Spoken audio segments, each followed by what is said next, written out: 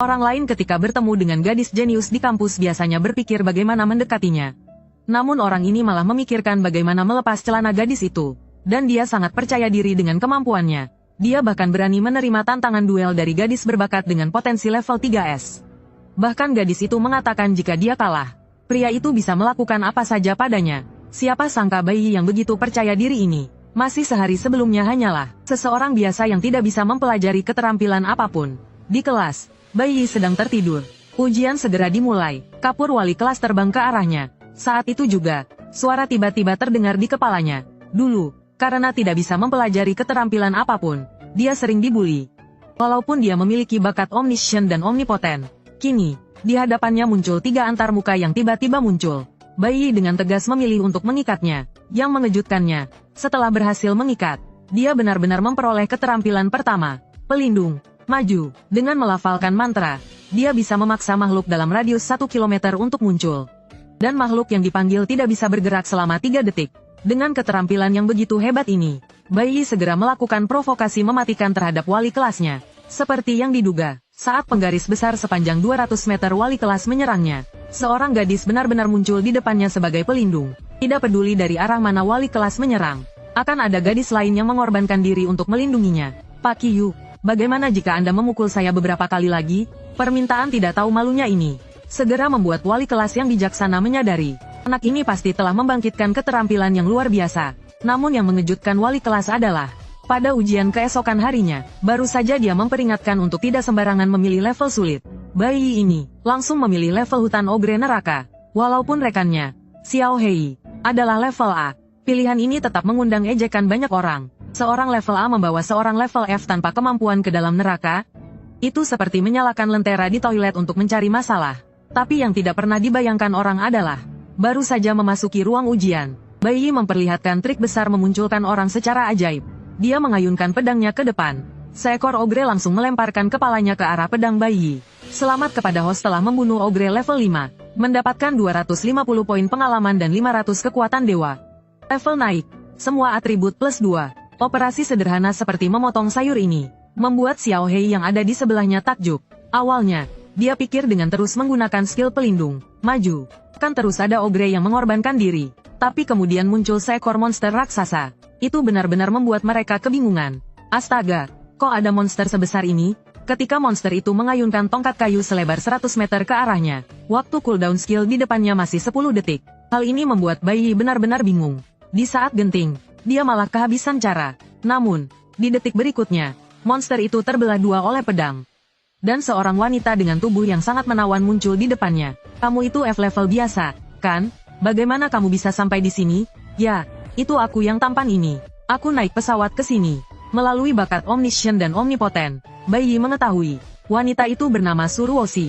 Meskipun levelnya hanya 5, potensinya adalah level SSS. Untuk menyelesaikan misi lebih cepat, dia langsung memutuskan untuk bergabung dengan wanita itu. Namun, hal ini membuat Suruoshi kesal.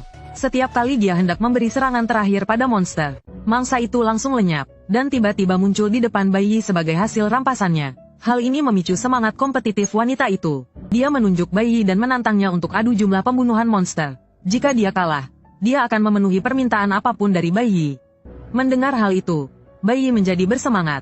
Dengan poin dari membunuh monster, dia langsung mengaktifkan skill keduanya, keindahan berkuasa. Dalam jarak tertentu, atribut orang yang lebih tampan akan meningkat tanpa batas. Dan akan memberikan 2 kali lipat kerusakan pada pihak yang kurang tampan. Dengan skill keduanya ini, bayi memanggil monster ke depannya. Kemudian, dia langsung menendangnya. Diikuti dengan tebasan besar, sederhana seperti memotong semangka. Perjalanan mereka dengan mudah membantai monster neraka. Disaksikan oleh jutaan netizen di seluruh negeri. Wali kelas yang melihatnya hampir tak percaya dengan matanya. Skill defensif seperti itu malah digunakan bayi untuk kontrol total. Di dalam neraka, bayi merasa kecepatan membunuh monster terlalu lambat. Dia memutuskan untuk meningkatkan kesulitan lagi, dan memburu monster elit. Namun, saat mereka sampai di sarang monster elit, mereka menemukan 3 orang yang sebelumnya mengejek tim mereka sedang bertarung melawan ogre. Seketika, pikiran balas dendam pun muncul. Setiap kali monster elit hampir dikalahkan, bayi langsung membuat monster itu menghilang, dan dengan mudah merebut kill tersebut. Dia berhasil mendapatkan poinnya. Di sisi lain, si rambut kuning hendak menggunakan jurus ular api untuk mengunci leher ogre. Namun, mangsa itu tiba-tiba lenyap. Seperti bebek yang sudah matang tiba-tiba menghilang begitu saja. Hal ini membuat mereka bertiga benar-benar bingung. Di saat yang sama, Bai Yi melihat peringkatnya. Dia berpikir harus lebih berusaha lagi. Namun, si rambut merah menemukan Bai Yi yang bersembunyi di balik pohon. Dan langsung menembakkan panah untuk membunuhnya. Untung saja Xiao Hei, temannya, menyadari hal ini. Dan berhasil menahan serangan mematikan itu. Tindakan si rambut merah yang hendak membunuh karena perebutan monster ini. Dibalas Bai Yi dengan senyuman tenang. Kamu harus berterima kasih kepada temanku ini. Kalau bukan karena dia, kamu mungkin sudah jadi pembunuh sekarang. Si rambut merah masih ingin marah. Namun, si rambut kuning dengan pasrah menepuk pundaknya. Mengisyaratkan untuk tenang. Kamu memang harus berterima kasih padanya. Lalu, sebuah panel sederhana muncul di depannya. Bai Yi, level 5. Si rambut merah terlihat bingung. Bagaimana mungkin pemain level 5 punya atribut seperti orang biasa? Melihat ekspresinya yang terkejut, Bai Yi tersenyum tipis. Si rambut merah baru menyadari, pria di depannya adalah pemain biasa yang dikenal suka mengambil risiko. Dan panah yang dia tembakkan barusan benar-benar bisa membunuh Bai Yi. Menyadari hal ini, si rambut merah dengan sukarela menunduk meminta maaf. Bahkan, dia mengeluarkan tabungan rahasianya selama 2,5 tahun sebagai kompensasi. Lagi pula, jika dia benar-benar membunuh, hidupnya akan hancur, dan semua ini dilihat oleh 3 miliar penonton di seluruh negeri. Ini benar-benar gila, dia merebut monster orang lain, tapi malah membuat orang itu minta maaf. Yang membuat semua orang terkejut adalah, Bai Yi kembali bertindak nekat dengan membawa timnya ke sarang monster level 7. Setelah mendengar Bai Yi ingin masuk, dia bahkan menyuruh untuk menutup pintu gua agar lebih seru. Xiao Hei langsung terkejut. Bro, ini bukan tantangan seru lagi. Ini sama saja cari mati.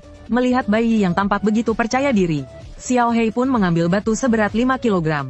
Kalau begini, kita bertemu lagi di kehidupan berikutnya. Namun, setelah menutup pintu gua, bau busuk bercampur aroma kentut menyergap mereka. Bau itu membuat mereka langsung muntah pelangi. Untung saja, mereka segera menemukan ogre super elite level 7. Melihat ogre yang sangat jorok ini, Xiao Hei langsung melancarkan serangan terkuatnya. Memanfaatkan celah dari serangan Xiao Hei, Bai Yi pun menggunakan jurus andalannya. Sebuah pedang besar selebar 100 meter berayun. Ogre itu langsung terbelah dua, dan saat ogre itu jatuh, sebuah kristal muncul. Selamat telah membunuh monster super elite level 7, mendapatkan 1.200 poin pengalaman, dan 8.000 poin kekuatan dewa. Xiao Hei melihat itu adalah batu keterampilan.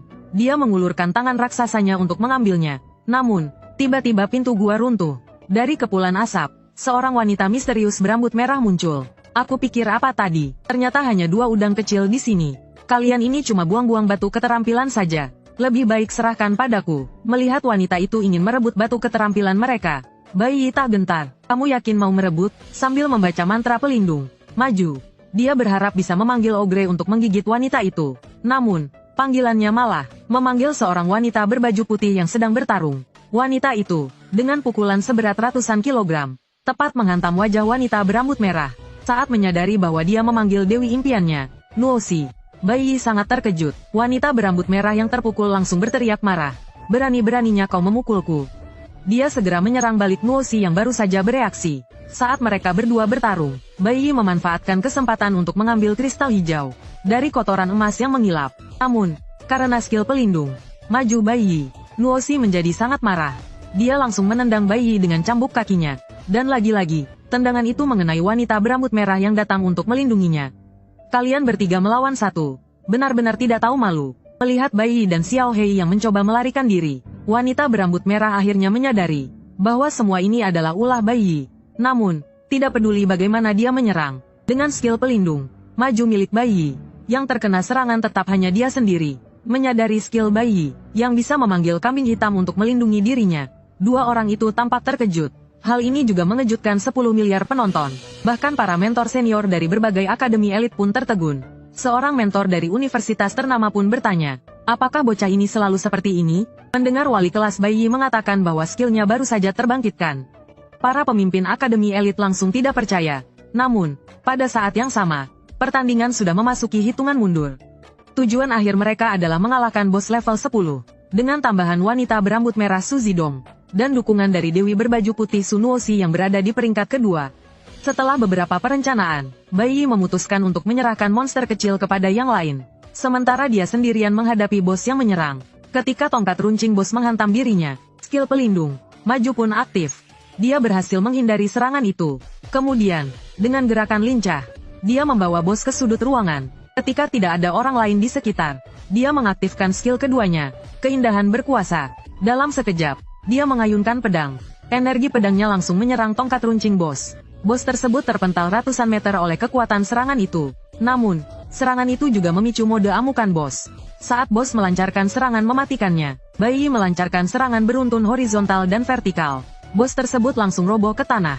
Hal ini mengejutkan semua orang yang hadir. Luar biasa, dengan kekuatan 14 poin saja, dia bisa merusak bos Ogre. Namun, tepat saat Bai Yi hendak menghabisi bos dengan tangannya sendiri, tiba-tiba ada sosok yang jatuh dari langit. Sosok itu adalah Mo Yin, pembunuh bayangan berbakat dari Akademi ke-9. Haha, bos ini milikku. Bai Yi yang tahu bos tersebut belum kehilangan kemampuan bertahan, berusaha menghentikannya agar tidak melakukan kebodohan. Namun, Mo Yin sudah menikamkan belatinya ke dada bos Ogre tersebut. Namun, pada detik berikutnya, cakar bos itu mencengkeramnya. Pria yang terjebak di tangan bos Ogre tidak pernah menyangka, tusukan itu justru mengaktifkan bos yang sebelumnya dalam keadaan syok. Di detik berikutnya, karena keserakahan bodohnya, dia berubah menjadi santapan bos Ogre. Pemandangan itu membuat semua orang terpana. Pembunuh bayangan jenius Mo Yin mati begitu saja. Yang paling terkejut adalah kakek tua berambut putih yang menonton dari layar. Dia tidak pernah menyangka cucunya akan mati seperti ini. Menghadapi bos Ogre yang kembali penuh darah di depannya, Bai Yi menjadi panik. Skill keindahan berkuasa miliknya hanya efektif jika ada dua orang dalam satu ruang. Namun, dengan banyak orang di sekitarnya, dia tidak punya pilihan selain mengorganisir serangan bersama. Menghadapi serangan penuh amarah dari bos Ogre, semua orang buru-buru menghindar sambil meluncurkan serangan terkuat mereka ke arah bos. Bai Yi memanfaatkan celah untuk maju dengan pedangnya. Dia berpindah tempat ke belakang bos, mengumpulkan kekuatan, lalu menebasnya. Bos Ogre akhirnya tumbang sepenuhnya. Tubuhnya yang setinggi 2,5 meter mengeluarkan darah deras. Selamat, Anda telah membunuh bos Ogre. Mendapatkan 10.000 poin pengalaman dan kekuatan dewa. Selamat, Anda mendapatkan gulungan profesi tambahan. Selamat, Anda mendapatkan batu keterampilan perunggu. Skill, pukulan kematian. Bersamaan dengan kematian bos, Bai Yi dan timnya berhasil menyelesaikan ujian. Namun, yang tidak pernah dia duga adalah, saat dia keluar dari portal, dia langsung dikelilingi oleh sekelompok gadis cantik. Badan lembut mereka hampir membuat Bai Yi sesak napas. Kakak, apa kamu punya pacar? Mendengar kata pacar, Bai Yi menoleh ke arah Dewi Suruoshi. Dan hanya dengan tatapan itu, Suruoshi langsung tersipu malu. Karena penampilannya yang luar biasa, Bai Yi menjadi incaran banyak universitas ternama. Meskipun mereka menawarkan berbagai fasilitas unggul, Bai Yi menolak semuanya. Maaf semuanya, saya tidak tertarik pada universitas di bawah peringkat T0P3. Mendengar ini, perwakilan Universitas Tianfu, Wang Ritian, segera maju. Perwakilan Universitas Qingbei, Li Bin, menyatakan, jika Bai Yi bersedia bergabung, kami akan menyediakan kursus eksklusif dengan mentor senior, dan kami akan membuka semua Dunggeon di bawah tingkat emas. Mendengar tentang Dunggeon tingkat emas, hati Bai Yi, yang telah berhenti berdetak selama 2,5 tahun, kembali berdegup. Tak disangka, kepala sekolah Universitas Modu berkata, jika kamu bergabung dengan kami, bahan di bawah level emas bisa digunakan sepuasnya. Awalnya, itu dianggap tawaran terbaik. Namun, perwakilan Universitas Tianfu menambahkan, selain tawaran sebelumnya, bahan level emas di Tianfu juga bisa digunakan bebas. Mereka juga berjanji bahwa jika Bai Yi bergabung, dia bisa membawa temannya Xiao Hei. Yang lebih menarik, Dewi Suruoshi juga ada di Tianfu. Tanpa ragu, Bai Yi langsung memilih Universitas Tianfu. Setelah uji coba ini, Bai Yi juga mendapatkan buku skill tersembunyi. Melihat 3 profesi tambahan dengan potensi penuh, Bai Yi memilih skill identifikasi senjata sebagai profesinya. Selamat, Anda telah membuka profesi tambahan. Penggunaan, konsumsi energi untuk mendapatkan skill mata identifikasi. Identifikasi item tanpa batas profesi. Saat Bai Yi memikirkan cara memanfaatkan skill ini, untuk mencapai puncak kehidupannya, telepon undangan dari Dewi Suruoshi masuk. Ternyata, dia mengundangnya untuk mengambil misi di asosiasi profesi. Namun, begitu bertemu dengan Suruoshi, ada gadis lain yang meminta tanda tangan. Lokasinya pun cukup aneh dan tidak biasa. Bagian ini tidak perlu kita bahas. Lanjutkan. Di bawah arahan Suruoshi, Bai Yi melakukan tes kekuatan tempur. Dengan pedang legendaris hasil skill identifikasinya, serigala 3 mata level 8, tidak berdaya melawannya. Serigala itu tampak seperti ayam kecil yang lemah. Karena waktu penyelesaian tesnya lebih cepat puluhan detik dibandingkan Suruoshi, Bai Yi kembali mendapatkan kekaguman dari Suruoshi. Setelah itu, mereka menuju ke aula tugas. Yang mengejutkan Bai Yi adalah, tujuan misi Suruoshi adalah pembunuh dari kultus Dewa Jahat. Dan yang menjadi pengawal untuk misi ini adalah kakaknya sendiri, seniman bela diri 2 tahap level 48, Su Tianchao. Namun, di sisi lain, di kota Dongwu, kakek keluarga Mo telah mengincar Bai Yi, karena cucunya mati tragis dalam uji coba. Sementara Bai Yi menjadi pahlawan yang dipuja banyak orang, dia memutuskan untuk mengirim pembunuh terbaik dari kultus Dewa Jahat, untuk membunuh Bai Yi yang jenius ini. Bahkan jika itu berarti identitas kultus terungkap. Di sisi lain, untuk memastikan keberhasilan misi, Bai Yi dengan cepat menggunakan poin untuk menukar skill baru. Selamat, Anda mendapatkan skill, panggil ayah. Dengan berteriak, ayah, datang. Dia bisa memanggil salah satu ayahnya untuk muncul di depannya dalam sekejap. Dibatasi 1 kali per hari. Melihat skill luar biasa ini, Bai Yi langsung terpikirkan ayahnya yang sangat kuat. Namun, saat dia sedang berpura-pura menjadi pasangan dengan Dewi, pemimpin organisasi kultus jahat datang untuk membunuhnya. Rencana mereka untuk menggunakan pengawal pun terbongkar. Saat Bai Yi menyadarinya, dia dan Dewi telah dikepung oleh para anggota kultus. Yang lebih merepotkan, di antara mereka ada seorang level 25, penjahat buronan kelas A, Chunyang. Suruoshi menjadi sangat panik.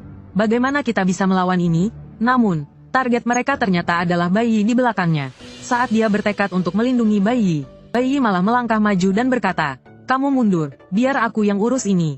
Kalau kamu begitu tergesa-gesa, biar aku bunuh kamu sekarang. Saat pedang besar pria itu menghantam, Bai Yi melompat mundur dengan susah payah menghindar. Kamu baik-baik saja? Suruoshi bertanya dengan cemas. Kamu pikir aku siapa? Dia cuma amatir. Tidak mungkin melukaiku. Melihat Bai Yi berhasil menghindar dan berbicara dengan sombong, pria itu menjilat pedang besarnya yang sepanjang 2,5 meter. Bocah, kamu mencari mati. Namun, Bai Yi mengangkat jari kelingkingnya dan berkata, kamu selesai pamer belum? Sekarang giliranku. Dengan api biru yang terus menyala di sekelilingnya, Bai Yi mengumpulkan energi di telapak tangannya dan memukul tanah. Dia berteriak, ayah, datanglah. Tiba-tiba, badai energi yang mengerikan menyapu seluruh area. Skill berhasil diaktifkan. Saat ini sedang memanggil ayahmu. Harap tunggu. Detik berikutnya, ayah Bai Yi, yang sedang duduk di toilet, langsung muncul di depan mereka. Bai Yi menunjuk pemimpin kultus yang tadi arogan dan berkata, ayah, pria berambut merah ini ingin membunuhku. Apa ayah setuju? Pada saat itu, pria berambut merah merasa tekanan yang luar biasa. Ayah Bai Yi mungkin duduk, tetapi auranya menunjukkan bahwa dia adalah seorang ahli sejati. Ini lelucon internasional atau apa, yang mudah saja tidak bisa dilawan. Sekarang yang tua muncul juga. Namun, demi menyelesaikan tugasnya, pria berambut merah tetap menyerang. Tak disangka, ayah Bai Yi dengan langkah ringan menghindar dengan mudah. Berhenti, kawan. Pria berambut merah menjadi marah setelah merasa dipermainkan. Berhenti bicara omong kosong. Dia melompat ke udara dan melayangkan tebasan vertikal mematikan. Namun, ayah Bai Yi yang melihat serangan itu hanya menghindar. Saat pria itu mulai menghina ibunya yang sudah meninggal, ayah Bai Yi segera bertindak. Dia menghindar dengan langkah cepat. Sebelum pria itu menyentuh tanah, ayah Bai Yi muncul di belakangnya. Tanpa memberi waktu untuk bereaksi, ayah Bai Yi melayangkan pukulan keras ke wajahnya. Pria berambut merah langsung dikalahkan dalam satu pukulan. Kekuatan luar biasa itu membuat Suruoshi sangat terkejut. Bai Yi menyadari bahwa ayah Suruoshi membutuhkan bantuan. Segera mengirim ayahnya ke parkiran bawah tanah. Dengan bantuan ayah Bai Yi, ayah Suruoshi berhasil kembali dengan selamat. Ketika ayah Suruoshi mengetahui bahwa Bai Yi memiliki kemampuan untuk memanggil ayahnya, dia sangat terkejut hingga matanya hampir keluar dari kepala. Tak lama setelah pria berambut merah ditangkap, pemimpin kultus jahat, pria tua bermuka hijau, juga ditangkap oleh kepala polisi kota Dongwu. Di sisi lain, saat Bai Yi pulang, dia mencium bau yang sangat busuk. Ternyata, ayahnya yang dipanggil telah merusak toilet dan saluran pembuangan. Ketika panggilannya berakhir, dia meledakkan toilet dan saluran pembuangan dengan pukulan. Hasilnya, dia kembali dengan wajah penuh kotoran. Setelah diberi segelas air kencing Pulauka oleh Bai Yi, ayahnya akhirnya tenang. Setelah menyelesaikan semuanya, Bai Yi menerima hadiah misi tingkat A. Yang mengejutkan adalah, hadiah tersebut meningkatkan tubuhnya secara signifikan. Levelnya naik menjadi 6. Kekuatan, stamina, kelincahan, dan mentalnya semuanya menjadi 59. Sekarang, meskipun dia hanyalah karakter biasa, dia dapat dengan mudah mengalahkan petarung berbakat level S. Selanjutnya, Bai Yi akan pergi ke Universitas Tianfu untuk berlatih. Di seluruh planet Blue Star, permukaannya telah diperluas secara signifikan. Setiap negara mendapatkan perluasan wilayah hingga ratusan kali lipat. Cara bepergian pun berubah, dari kereta cepat, mobil, pesawat, dan kapal, menjadi portal teleportasi. Setiap portal diawasi oleh pihak militer. Dengan ini, jika sebuah kota tiba-tiba diserang oleh monster, militer dapat memberikan bantuan dengan cepat.